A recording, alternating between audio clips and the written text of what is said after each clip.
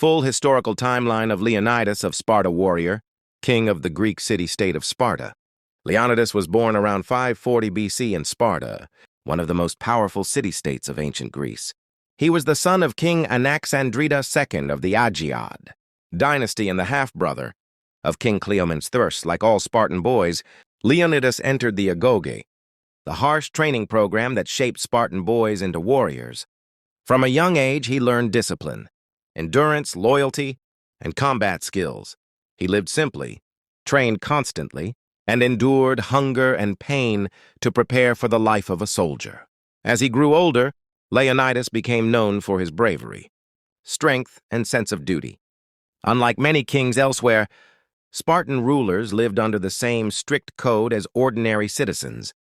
They were expected to lead by example, not privilege. Around 490 BC, the Persian Empire under King Darius I attacked Greece to punish Athens for supporting the Ionian Revolt. Though Sparta did not reach the Battle of Marathon in time to fight, the Persians were defeated, and the Greek world realized a greater invasion was inevitable. After the death of King Cleomenes I, Leonidas ascended to the Spartan throne around 489 BC. He married Queen Gorgo, Cleomenes' daughter, who was known for her intelligence and wisdom. Together, they ruled Sparta during one of its most critical periods. In 486 BC, Xerxes I succeeded his father, Darius, as king of Persia and began planning a massive invasion of Greece to avenge his father's defeat and expand his empire.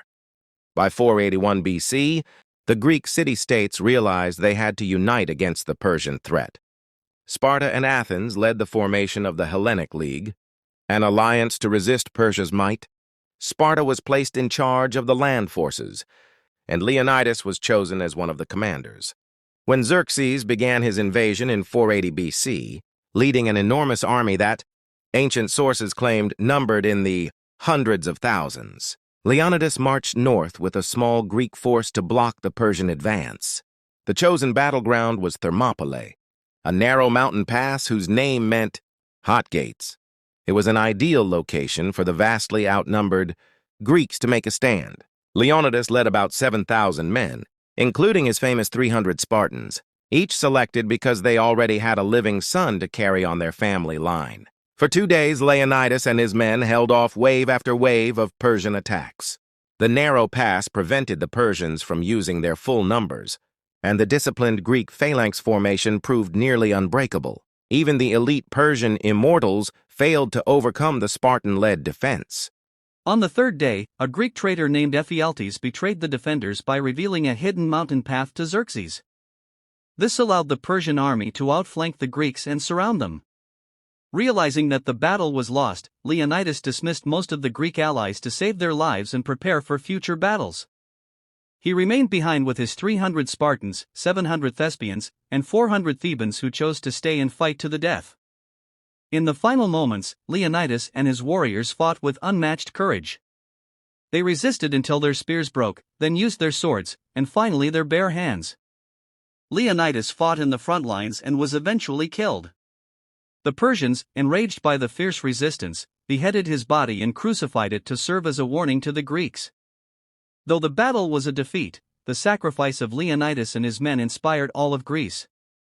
Their courage delayed the Persian advance and gave the Greek navy crucial time to regroup. Later that same year, the Greeks won a decisive victory at the Battle of Salamis, followed by another at Plataea in 479 BC, which ended the Persian invasion. Years later, Leonidas' remains were returned to Sparta, where he was buried with full honors. The Spartans held an annual festival, the Leonidion, to honor his memory. Leonidas became a symbol of bravery, sacrifice, and unwavering loyalty to one's people.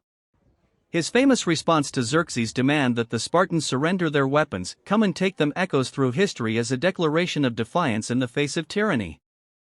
His story, passed down for centuries, remains one of the greatest examples of heroism and patriotism in human history.